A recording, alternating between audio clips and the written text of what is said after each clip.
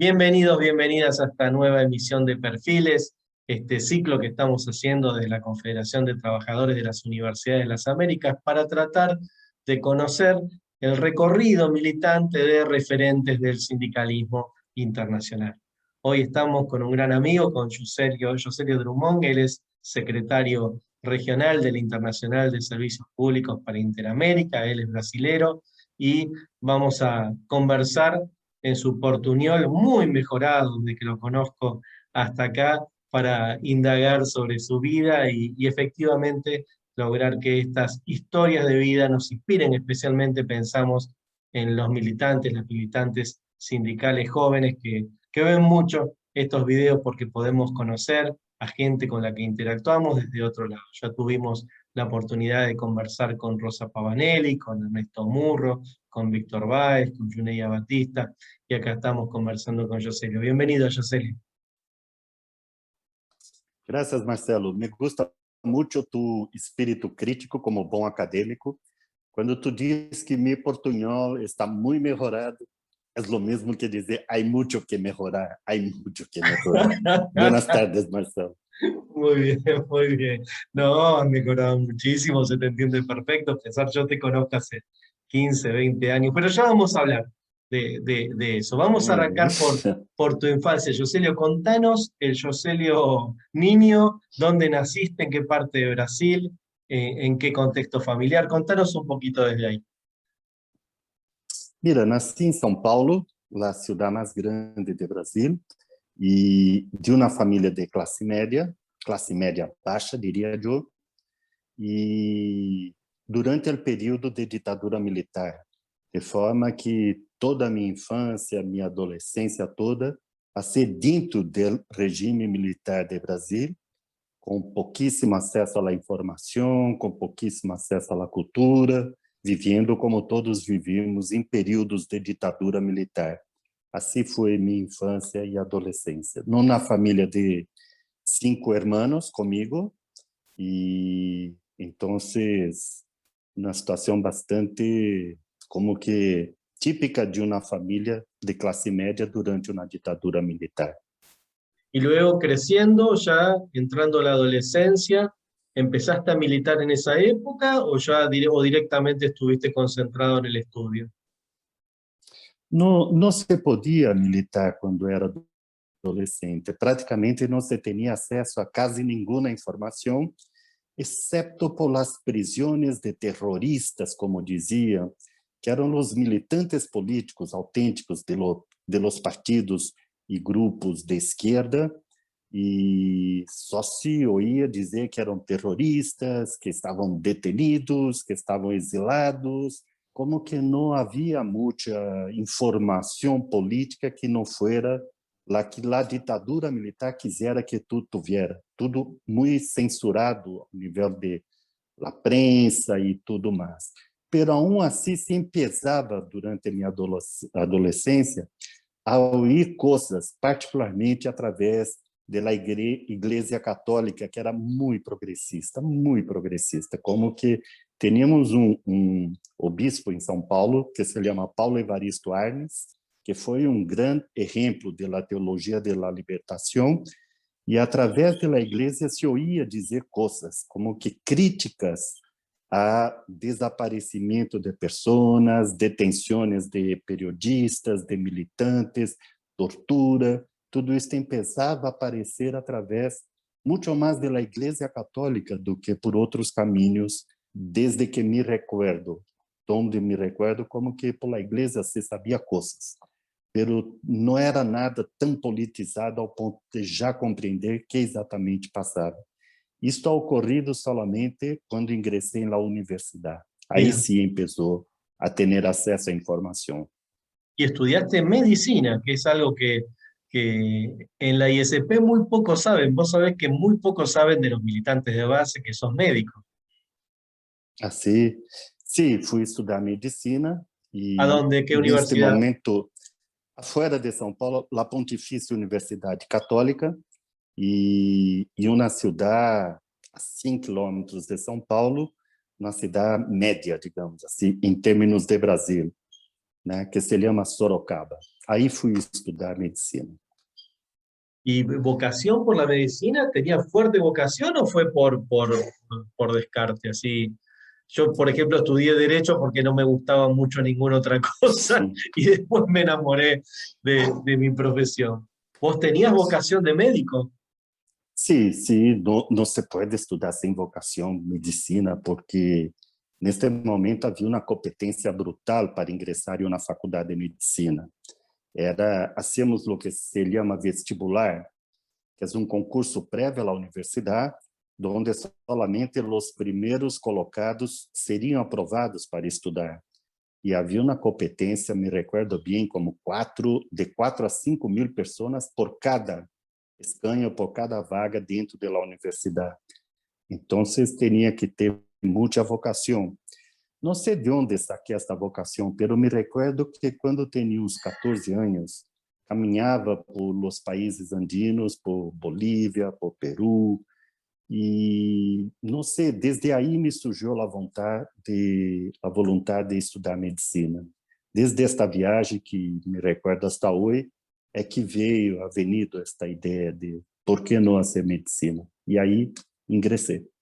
Y profundizaste luego por el lado de la psiquiatría. Sim, depois de estudar os 6 anos de la medicina, empecé a residência em psiquiatria e depois fui a ser saúde pública. Pero desde que empecé a medicina, minha verdadeira vocação passou a ser a política. Bien. E, por supuesto, estudava, pero a política era minha verdadeira vocação desde então. ¿Y cómo la canalizabas? Cuando estabas estudiando, ¿empezaste a militar o empezaste a formarte en política en esa etapa? Não, há uma coincidência de período, justamente quando empieza a abertura democrática em Brasil, assim se chamou este processo, onde ocorria a transição da ditadura para um governo democrático. Uma transição de 10 anos, nada tão abrupto, nada tão rápido, pero que empieza mais ou menos em 75 alguma coisa, pero em 80 ganha algum impulso e vai até 85 quando temos eleições. Justamente no período que estive estudando. Então, me tocou participar da reconstrução do movimento estudantil primeiro. Não havia grêmios estudantiles, diretórios ao nível de universidade, não havia nenhuma estrutura, toda a estrutura que tínhamos antes de 64 se ha destruído. Então, me tocou participar do movimento estudantil e aí ingressa com contatos com correntes políticas, com pensamentos distintos, todos naturalmente mais à esquerda, pero também à direita organizada, e aí me fui politizando, me fui tomando conhecimento da verdadeira política, digamos assim. Y cuando te recibiste, ¿trabajaste como médico, Joselio? ¿En dónde? Sim, trabalhei 15 anos Foi trabalho dentro de uma unidade de saúde que estabelecia modelos de saúde mental para o estado de São Paulo, era ligada à Universidade de São Paulo, à Faculdade de Medicina de São Paulo, e aí ingressei e tive a oportunidade de dar algumas classes para os estudantes de medicina na área de saúde pública, também trabalhar com os temas de modelos para tratamento psiquiátrico em las unidades básicas de saúde. Aí trabalhei por alguns anos e segui trabalhando com a psiquiatria por 15 anos, quando ingressei na ISP. Y en ese proceso es donde te sumás a militar sindicalmente, ¿verdad? En el sindicato médico, en la construcción de los sindicatos de salud. Me recordo bem o dia que empecé a ser sindicalista, porque foi uma decisão muito consciente de minha parte. Como tinha participado muitíssimo do movimento estudantil, depois da luta por anistia em Brasil, depois por la construção do Partido de Trabalhadores, estou falando aqui do fim dos anos 70, começo dos anos 80, e principalmente começo dos anos 80, com a criação do Partido de Trabalhadores, eu hice política todo este período. Então, quando me formei, tinha que tomar como uma decisão, ou vou ser médico ou vou ser política. Não que as coisas se separem, pero profissionalmente não há tempo para as duas coisas ao mesmo tempo. Particularmente em psiquiatria, que exige a presença constante do profissional, a atenção permanente do profissional, não tinha uma grande dúvida se devia ser medicina puramente ou política, mais que tudo. E optei pela medicina, por isso fui a trabalhar como psiquiatra. Pero dentro do exercício da profissão, você vai notando a precariedade da atenção médica em Brasil, as dificuldades que tinha em los consultórios, por exemplo, os ambulatórios. Quando atendia uma pessoa, o problema muitas vezes era depressão, alcoolismo, que venia do desemprego, da perda de poder aquisitivo, da desestrutura familiar que isso genera, ou quando tinha um caso verdadeiramente psiquiátrico, não tinha a retaguarda, a estrutura dentro do sistema de saúde adequada para tratamento. Então, tudo isso me levou a empezar a questionar o exercício da profissão. E aí volvi a ser política. E como trabalhador, a maneira certa de ser política era através do sindicato. Política que digo mais militante, porque política hace todo o tempo, pero a militância foi justamente quando empieza a se organizar um sindicato de trabalhadores de saúde em São Paulo, e depois se tornou o primeiro sindicato de saúde de Brasil. Contanos un poquito, vos estás diciendo, participé en el armado inicial del PT en los años 80. ¿Y tuviste oportunidad de conocerlo a Lula en esos años 80, en ese Lula, no el que conocemos nosotros, sino el dirigente sindical de Sao Paulo? Sim, justamente quando empecé a estudar, rapidamente me tornei presidente do centro acadêmico do grupo de representação dos alunos da Faculdade de Medicina, quando tocou a greve a primeira greve histórica La do greve es la Brasil, huelga. dos Esa metalúrgicos, sí la la huelga. huelga. Sí, la huelga.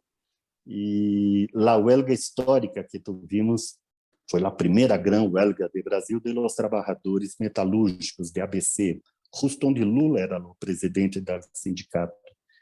E aí, atenido por todos foram presos, os dirigentes sindicais, toda a estrutura econômica foi sufocada, e aí atenido na mobilização forte de solidariedade, onde arrecadávamos comida, dinheiro, cada um em sua cidade, para levar a sede do sindicato que se situava em São Bernardo do Campo. Então, esse foi meu primeiro contato com Lula como presidente do sindicato, pero era solamente uma mais. Depois, em la construção do PT, sim, aí sim tive bastante contato, e depois, como médico, terminei por coordenar a campanha de Lula em la área de saúde, as 4 vezes que foi candidato a presidente, incluso la que ganhou. No lo sabía eso, mira, no lo sabía que había estado, sabía que había estado muy involucrado, también nuestra querida amiga Mónica Valente, muy amiga tuya y muy cercana también al equipo de Lula, pero no que habías estado tan involucrado en la campaña. Y la construcción de ese sindicato de la salud de Sao Paulo, fue una experiencia que ya, digamos, una experiencia organizativa de otras características, ¿verdad? Porque una cosa es militar en un sindicato que tiene una estructura y otra cosa es organizar un sindicato y moldearlo en su nivel inicial, ¿no? ¿Cómo fue eso? Foi exatamente nessas reuniões sindicais de base, onde alegado as pessoas que estavam organizando o sindicato neste centro de saúde onde eu trabalhava, e eu vi um grupo com muito boa vontade, pero muito pouca experiência, esta é a verdade. Eu tinha experiência de organização por el movimento estudantil, por el PT, então empecé como que a dar algumas opiniões simplesmente. E aí me invitaram para participar de uma outra reunião onde iam representantes para organizar o sindicato. E neste momento tuve claro que se fuera esta reunião, nunca mais ia sair. E foi o que passou exatamente, porque estuve e rapidamente me tornei um dirigente de um sindicato em construção, no elegido, nada, e depois presidente elegido deste sindicato. Neste momento, a CUT, a Central de Trabalhadores do Brasil, a CUT, decide organizar os trabalhadores por rama de atividade ao nível nacional, e eu fui organizar a Confederação de Trabalhadores, não só de saúde, mas também de sistema de jubilação, de assistência, que se chama Confederação Nacional de Trabalhadores de Seguridade Social. Então, deste sindicato de saúde, fui à confederação e me tornei, então, presidente desta confederação por 10 anos, de la confederação para a ISP. Foi mais ou menos este o caminho tomado. Y ahí conociste la ISP, ahí tomaste contacto con la ISP. Sim, porque há tenido na discussão na Central de Trabalhadores, la CUT, sobre a afiliação internacional. Éramos muito críticos ao sindicalismo internacional quando vimos que não bastava ser política nacional, os sindicatos tinham que ter conexões internacionais mais fortes que as bilaterais que teníamos neste tempo com os italianos, com os franceses, com os espanhóis, um pouco com os portugueses. Teníamos essas conexões com os de Estados Unidos, que hasta então eram muito reacionários, pero justo neste período se tornaram muito mais abertos ao sindicalismo internacional e com pessoas muito progressistas dentro do sindicalismo norte-americano. Então, a CUT decide se afiliar internacionalmente. E a mim tocava buscar a internacional deste meu setor. Portanto, de aí a primeira conexão com a ISP. ¿Y con quién te relacionaste en la ISP en esa época, en la región? ¿Quiénes recordás? ¿Qué cosas recordás de esa época? Mira, recuerdo primeiro que o secretário regional Timbiri, um grande companheiro, uma pessoa extraordinária, dentro deste grupo mais progressista do sindicalismo dos Estados Unidos, nos chama para dizer que queria vir a Brasil. Pero, ao mesmo tempo, as conexões que tínhamos com TGL, a hecho com que os italianos disseram, mira, se vai um gringo para Brasil falar para a afiliação, os brasileiros não vão vir. É melhor que vayamos nós outros da Itália, e vieram uma semana antes de Timbiti, justo para facilitar a aproximação com a ISP. Então, ha venido um grupo de italianos e decidiram me levar para conhecer o secretário-geral da ISP, a sua época, Hans Engelbert, antes de falar com Timbiri, para que não tiveram a impressão de los gringos chegando. E aí foi justamente onde me acerquei, e me encantou, e Hans era muito hábil e sabia como manejar com um jovem ingênuo como Joe, muito naif. Então, Hans rapidamente me involucrou e de ali não saí mais. Um passo muito importante e diria muito assertivo de minha militância foi ingressar em la ISP.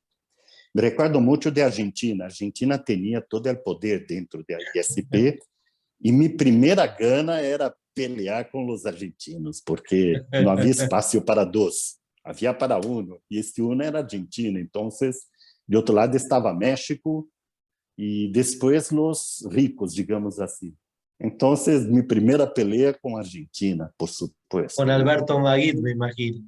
Com Alberto Magui, que assim, foi uma figura brilhante. Creio que aprendi tanto com Alberto Magui, porque era muito hábil, era muito sábio e sabia manejar as coisas. Eu realmente não sabia. E cada vez que ele chegava peleando contra os argentinos, Magui sabia como dar a volta, me pôr em meu devido lugar e seguir liderando a América do Sul. E com o tempo aprendemos muitíssimo. Y aprendiste mucho, porque me imagino que lo mismo que me decís, muchas veces nos haces ahora los argentinos. Um dia Magui me chamou e disse, mira, Rosélio, não há como competir com vocês, porque são muito maiores, vão crescer muito na ISP, hagamos las pazes, trabajamos juntos, dividimos las responsabilidades, e me ha ensinado a ser política internacional. Esta é a verdade, porque não se hace política internacional peleando contra, se hace aportando ideias. E isto aprendemos justamente com as classes de Magui, classes de vida de Magui. Así es, y empezaste a construir la representación de los sindicatos del sector público, fundamentalmente primero de la CUT, ¿no? Y después abriendo a las otras centrales en Brasil, lo que sería lo que hoy es la subregión Brasil, ¿no? Sim, sim, foi primeiro ingressamos nós outros de trabalhadores de Seguridade Social, em seguida alguns sindicatos de municipais, onde estava a Junea, que tu disses que ha hecho a entrevista também, e depois os trabalhadores de água e energia.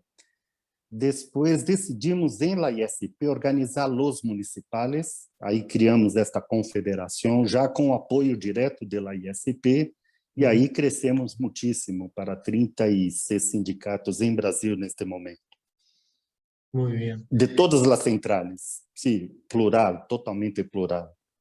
Y llega el momento de la posibilidad de que seas ya funcionario de la ISP, o sea, que dejes tu rol sindical de representante sindical y pases a trabajar para el Internacional de Servicios Públicos como secretario de la subregión Brasil. ¿Cómo fue esa decisión, ese momento? Porque de alguna manera, si bien son cargos, más el de secretario regional que el de secretario subregional, ¿no? El secretario regional, lo hemos charlado y discutido largo con vos, es un cargo muy político, porque sos un representante directo de la Secretaría General Mundial. El cargo de secretario subregional es un cargo político, pero más de componente administrativo. Vos eras un dirigente sindical ya relevante en Brasil y tomás la decisión de trabajar para la ISP. ¿Cómo fue esa decisión? Mira, Perdón, de alguna manera es como una carrera política en paralelo, ¿no? O sea, de alguna manera dejabas una carrera sindical para pasar a también una carrera sindical, pero no otro carril, ¿no? sim, sim, é verdade, é como uma carreira, onde chega a um ponto da carreira nacional e se projeta para uma carreira internacional, ou como dirigente ou como funcionário. O que passou comigo, empecé, na verdade, como coordenador de projeto. Tim Billy me invitou para coordenar um projeto para o setor saúde de Brasil, justamente onde estava a minha confederação, e lo aceitei. E empecé a coordenar um projeto. Recebia um recurso anual para desenvolver seminários, e é curioso nesta época, porque de vez em quando o Timbiti vinha para mirar os seminários. E Lotaia. E eu creia, mira que prestígio que vinga hasta aqui para ver meu trabalho, que alegre. Só depois entendi que vinga para mirar realmente, porque havia histórias de corrupção dentro do movimento sindical internacional. Ele queria ver como estávamos. Isso lo hacía com todos e ha quedado muito contente com este trabalho, ao ponto de depois invitar-me para ser o secretário subregional, que, aunque barro na invitação, ha tenido muita competência nesta época, com outros dirigentes sindicais de Brasil que queriam, e foi bastante difícil chegar a um acordo onde íamos perder a oficina subregional. Dizia, mira, vamos a outro país, se Brasil não se entende, e aí ha logrado um acordo neste momento para que eu pudesse ser o secretário subregional. Que, Marcelo, tem um componente administrativo, mas é um cargo altamente político, porque é quem relaciona diretamente com as afiliadas. E aí complica as coisas, porque há interesses, há divergências, há centrales, há muita coisa em jogo. No, pero yo sabes a qué me refería, que vos tenías un cargo muy importante a nivel nacional, sindical, muy importante, en una central muy importante, y pasabas a ser secretario subregional en Brasil, que era un cargo importante, pero me imagino que a la hora de tomar la decisión, si vos me decís, sos secretario regional, bueno, ok, o sea, ahí tiene otra, pero ahí me imagino que la decisión, tuviste dudas de por dónde seguir, porque querramos Sí, o no, sí, es nuestra carrera de vida, ¿no? Que querramos o así no. es. Assim é, foi, agora sim, claro, realmente, saía da dirigência de uma confederação Eso, nacional para claro. ser um funcionário de uma organização internacional. Pero isto era já acordado para que pudesse haver uma oficina desta organização em Brasília, porque isso serviria para todo o movimento sindical do setor público de Brasília. Então, ganhavam os municipais, os de água, os de judiciário, que neste momento se acercavam, os de governo central, ganhávamos todos com esta oficina, porque abria possibilidade de trabalho com apoio de projetos, como realmente se confirmou mais tarde. Por isso, a decisão. E também, dentro da trajetória sindical nacional, eu havia legado ao topo, já estava barrando, digamos assim. Também isto, os tempos também ajudaram, porque já estava saindo de los cargos centrais por cansaço, por todas as razões, quando empieza esta oportunidade ao nível internacional, que me alegro muito de tomar este caminho. Sin duda, hiciste una gran tarea, creció muchísimo el Internacional de Servicios Públicos en ese tiempo en Brasil, era época también de muchos proyectos, pero también hubo proyectos en otros lugares y no se creció tanto. Y al poco tiempo, ¿cuánto tiempo estuviste como secretario subregional, Jocelyn? Não sou bueno de tempos, pero creo que mais ou menos uns 10 anos como Pensé que había secretário de sido, Brasil. pensé que Sim, había sido menos, pensé que había sido menos, y se da la oportunidad de ser secretario regional, ¿no? Ahí sim. fue el propio Timbiti que renuncia. No, Timbiri sai, viene Cameron Duncan. Cameron Duncan, perdón, Cameron Duncan, Sim. claro. Quando Cameron sai, que Hans Engelbert me comenta que quizás seria uma boa oportunidade, eu deveria plantear, outras pessoas plantearam também, e há hecho uma seleção interna, e ao final decidiram por mim, apesar de alguma deficiência com inglês, optaram por si, por ter um latino-americano pela primeira vez. Un Isto foi latinoamericano en importante Washington, porque em recordemos que la Washington. oficina de la ISP y te fuiste a vivir a Washington. ¿Cómo fue esa experiencia viviendo en Washington? Yo algo sé de eso.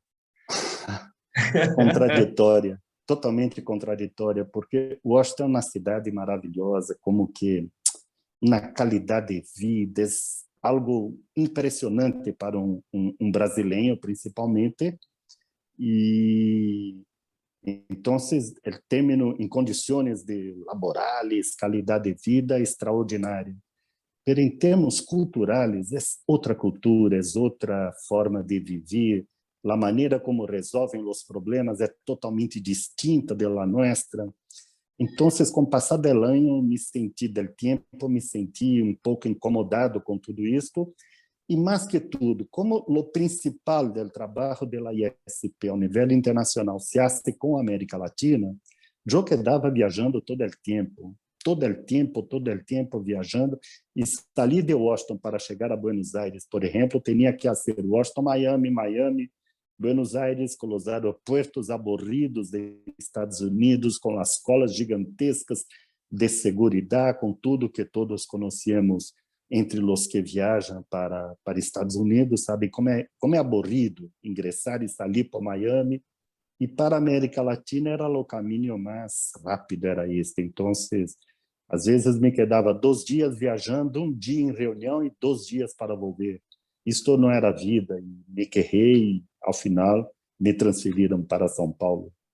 Sí, yo me acuerdo, hubo un año que tuvimos una charla en Washington y estabas enamorado de Washington, recién habías llegado. Y al año siguiente estábamos caminando en una reunión en Brasil, en Santa Catarina, y me contabas esto, ¿no? Que efectivamente se hacía muy duro esto de viajar. Pero sin embargo, viajar, y después seguimos por este recorrido, pero se me ocurre ahora, sin embargo, viajar es tu pasión, ¿no? Más allá de viajar de trabajo. viajar es tu pasión. Tenés más de 100 países, ya llegaste a los 100 países, ¿no? 110. ¿Cómo es eso? Contanos un poquito. ¿Te gusta conocer los lugares? Hay un Yoselio, yo le cuento a la gente que vos sos muy comprometido con tu trabajo. A veces nosotros estamos en una reunión y vos estás siempre muy concentrado en tu tarea, ¿no? Y tal vez te cuesta mucho sacarte a cenar del hotel, cuesta mucho sacarte de la actividad porque sos muy comprometido y muy concentrado. O sea, no sos una persona que vas a un país y ya que estás en ese país intentás conocerlo. Sin embargo, hay otra faceta tuya, ¿verdad? Que tiene que ver, me imagino yo, con esas ganas de explorar. Sí, me gusta conocer las personas, los países, las culturas, la comida, tudo que la cultura diferente de cada país, esto me gusta muchísimo. Lo que hago es buscar como que arreglar las cosas de manera más, digamos, positiva possível. Se tenho que passar 3 dias em uma atividade da ISP em um determinado país, lo hago, como tu disseste, lo melhor possível. Pero depois saco 2 dias e vou a conhecer algo, vou a ver alguma coisa deste país. Não me gusta o sindicalista que viaja 24 horas, se põe em reunião, mas 24 e volve imediatamente sem conhecer nada, sem ver nada deste pueblo, deste país, da cultura, nada. É como se tivesse quedado em sua própria casa para uma reunião. Então, eu busco aproveitar ao máximo. E conforme fui conhecendo países, fui aproveitando, quando possível, para ser uma extensão de viagem a outro país vizinho. E aí foi. E quando tenho vacações, por supuesto, planeio bem para conhecê-lo ao máximo. E a hora que esta pandemia é impossível viajar, por supuesto, então estou me dedicando à astronomia, a conhecer outros planetas, a conhecer as estrelas. Já miro o céu de Brasília e identifico todas as 20 principais estrelas e planetas e meteoros e cometas e lo que passa, estou mais ou menos atento ao céu, porque não posso viajar. Estamos con abstinencia, ¿no? Con el tema este. Pero justamente también la pregunta iba con eso, ¿no? Uno cuando está en un ritmo, vos has viajado en el ritmo normal fuera de la pandemia, ¿cuántos aviones te tomás en un año? Promedio. ¿50, 60 o más? Se conto ir de volta bem mais, sim, 50, Seguro. 60 se pongo solo em termos de viagens. En términos de Pero viaje, no en aún términos así, de avión. creo que Sí, claro. más. Sí, 50, 60 creo que es un buen Y número. eso es parte de tu trabajo y además de ser de tu trabajo, de tu vocación militante, ¿verdad? Porque nuestro trabajo no es un trabajo que tiene que ver con una convicción, con un compromiso, más como lo entendemos en América Latina, ¿no? En América Latina Uhum. nosotros lo entendemos desde ese lado. El otro día tuve una conversación con Rosa Pavanelli y con Nayaret Quevedo que hablábamos de eso, ¿no? Del perfil de los latinoamericanos, que tenemos un nivel de compromiso de vida con nuestra tarea militante, que no se da lo mismo en Europa o en Estados Unidos, donde es como un trabajo, no como nosotros que tiene esa vocación. Ahora, todos esos viajes que te dieron y que nos dan, ¿no? Un montón de posibilidades de conocer cultura, gente, mirada, perspectivas, información, también te quitan cosas, ¿no? Joselio, te quitaron cosas. ¿Qué cosas te quitaron y qué balance haces entre lo que te quitó y lo que te dio? Mira, creo que no sé si entiendo bien la pregunta, pero lo que me quitó en la vida fue estructura familiar. Tengo una estructura familiar precaria, porque com tanta viagem, com tantas atividades fora, isto sim, há um custo personal alto, particularmente em termos de vida personal e vida familiar e estrutura de sua casa. Sua casa termina sendo não totalmente um hotel, pero cerca do que seria um hotel, porque nunca la arregla totalmente. Isso ha cambiado bastante com esta pandemia, por supuesto, pero por sua vez conheci coisas como Irã, por exemplo, que É uma cultura, é uma forma de viver totalmente distinta. É impressionante estar em um país onde não há nenhum McDonald's, nenhuma Coca-Cola, nenhuma rede de hotel, nenhum banco de los que conhecemos. Não há nada do capitalismo de sua forma mais explícita que vivimos no dia a dia em Irã. São coisas assim que me encantam, porque é como viver uma outra realidade em um país tão amigável, tão cercano de nós outros, do ponto de vista afetivo, pero tão distinto do ponto de vista da forma como se vive neste país. Lo mesmo passa em Cuba, lo mesmo passa em outros países. Y ahora volvemos al sindicalismo, pero terminando ahí, ¿cuál es el país que más te impresionó en términos de experiencia de viajes? Uma, sem dúvida, Irã é uma. Já tive duas vezes e quero ir, se possível, outras mais. Japão é um país impressionante porque é totalmente distinto a cultura. China também, pero China é tão grande que conosco uma pequena parte de China, as cidades mais turísticas. Isso não é conhecer um país. Japão conosco um pouco melhor e me impressiona muito pela cultura, pela forma de viver. Também Itália, por supuesto, por diversidade dentro de 50 quilômetros, como cambia coisas e como pode vivenciar experiências distintas em uma quilometragem tão pequena. O sul da Espanha, são muitos. Difícil, posso falar toda a tarde de países que me encantam. Bueno, por eso esta entrevista tiene que ver con mezclar las dos cosas, ¿no? También porque se trata de conocerte un poquito más. Y ahora sí te traigo un poquito más, entrando a la última etapa de la entrevista, al día de hoy, ¿no? A cómo ves, más allá de la pandemia, Yoselio, porque tiene condiciones tan especiales, ¿no? Aunque sirve seguramente para reflexionar. Pero ¿cómo ves vos el movimiento sindical latinoamericano, mundial hoy? ¿Qué reflexión nos podés acompañar del momento actual? ¿Qué perspectiva tenés sobre su futuro? Mira, puedo ver de duas maneiras distintas, muito distintas. Uma como movimento Se te apagó la cámara, fragilizado. Yoselio, se te apagó la cámara. Desculpa, é um Ahí tema sí, de bateria. ahí sí. Uma, pode ver de duas maneiras muito distintas. Uma de fragilizar o movimento por todos os ataques aos direitos sindicais, toda a política neoliberal, toda a questão de desemprego, todo o subemprego, a precarização do trabalho, de forma que representamos poucos como sindicalistas hoje. Dentro do conjunto da população trabalhadora, o que representamos como sindicato é pouco. A estamos divididos, a peleamos muito, demasiado. Eu vejo em cada país como se peleia por pouco, né? Porque o pouco que representamos.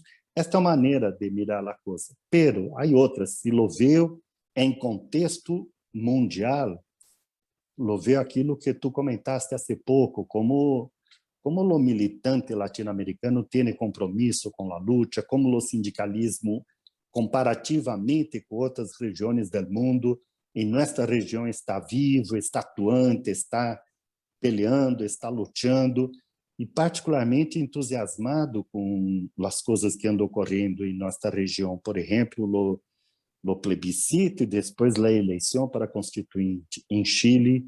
Que vitalidade, que força, que presença do sindicalismo nisto tudo. Segundo as lutas recentes de Colômbia, que vitalidade de luta, que impressionante como se desafia o governo, se questiona a reforma fiscal que era regressiva, que ia custar mais a los pobres, a reforma sanitária que ia excluir mais as pessoas da saúde, e a resposta sindical a tudo isso. Também em Argentina, com o câmbio de governo neoliberal para governo muito mais aberto, muito mais democrático, muito mais cercano dos trabalhadores. Vemos que vai passar em Peru, seguramente os sindicatos estão totalmente involucrados com a campanha do candidato progressista, ou em Brasil, com a resistência a Bolsonaro, ou Estados Unidos, com as propostas do governo Biden de abdicar do tema das vacunas, da patente das vacunas, ou então de começar a cobrar das empresas transnacionais a tarifa justa, a justiça fiscal que está propondo, que são lutas tão importantes para a ISP, todas essas. Tudo isso tem uma participação sindical muito forte. Então, prefiro caminhar nesta segunda via, que é mais otimista, e ver como os sindicatos estão atuando dentro de suas realidades, aunque temos, claro, representamos pouco. As alianças que hacemos com a população nessas lutas, em todas elas, são fundamentais para realmente poder cumprir nosso rol. Porque só nós outros, como sindicatos, não logramos muito. Somos poucos, esta é a verdade. Así es. Y la última pregunta, Joselio, que tiene que ver, si le tendrías que decir un mensaje para los jóvenes y las jóvenes hacia el futuro, o sea, ¿qué mensaje les darías como legado? ¿Qué mensaje de consejo? ¿Qué mensaje le quisieras plantear en cuanto a los desafíos del futuro? Mira, eu diria, os sindicatos são espaços aborridos de pessoas viejas, que têm ideias já muito consolidadas, mas ao mesmo tempo tem tanto espaço para construir coisas novas, para lograr avançar com lutas que interessam aos jovens. Onde trabalhamos com o Comitê de Jovens, abrimos muitíssimo espaço para novas ideias, para novas formas de lutar, porque reconhecemos que não somos muitos e tampouco somos tão criativos quanto precisaríamos ser. Pero, por exemplo, o tema da digitalização. Outro dia, debatendo com uma companheira de Argentina, que se chama Sofia Escaceira, sobre o tema de digitalização em saúde, nos ha comentado como a tecnologia 5G vai cambiar totalmente o mercado de trabalho em saúde, com o tema da assistência domiciliária como foco principal, porque as máquinas vão poder funcionar muitíssimo melhor. Então, tudo cambia tão rápido. E é dentro dos sindicatos que cada pode pensar um pouco como manejar este futuro, que está muito próximo, e como trabalhar com as contradições da vida laboral, a vida no mundo de trabalho. De forma que o sindicato é um instrumento fundamental, porque não há outro caminho para poder defender nossas condições de trabalho, a regulamentação de nossos direitos, que não seja através dos sindicatos. E se os jovens não lo fazem, futuramente, cada vez os direitos serão menores, serão menos respeitados. Por isso é tão importante estar com nós outros em los sindicatos, aunque peleando por espaço, porque a los viejos tampouco les gusta muito que lleguen muitos jovens com muitas ideias. Pero, aunque peleando por espaço, é o único caminho de garantizar um futuro melhor para esta juventude. Muchísimas gracias, Joselio, por la entrevista. Seguramente que será recibida, y porque mucha gente quiere conocer también un poco más de vos, un poco más de tu pensamiento, un poco más de tu historia y un poco más de tus propuestas para el futuro. Te mando un abrazo muy grande y esperamos pronto poder vernos, ¿no? Como lo hacíamos hasta hace muy poco, donde muchas veces al año coincidíamos en espacios para poder conversar y debatir. Graças a ti por la oportunidad, Marcelo. Un grande abrazo. Nos dejamos entonces hasta el próximo Perfiles. Muchas gracias.